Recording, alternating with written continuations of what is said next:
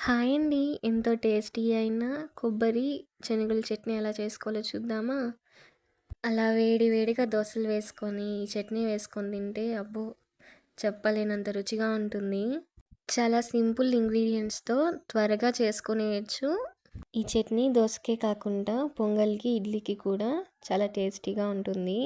ముందుగా వీటికి కావాల్సింది శనగలు, కొబ్బరి, తెల్లగడ్డలు, ఎర్రగడ్డలు, పచ్చిమిరపకాయి, నానబెట్టుకున్న చింతపండు.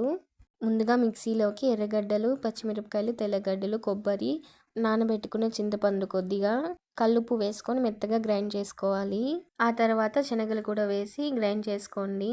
మీకు చట్నీ ఎంత క్వాంటిటీలో కావాలో అంత క్వాంటిటీలో శనగలు యాడ్ చేసుకోండి. ఇప్పుడు తగినన్ని నీళ్ళు యాడ్ చేసుకొని ఒక ప్యాన్లో ఆయిల్, ఆవాలు, కరివేపాకు వేసి తాలింపు పెట్టుకొని చట్నీలో వేసుకున్నారంటే ఎంతో టేస్టీ అయిన కొబ్బరి శనగల చట్నీ రెడీ.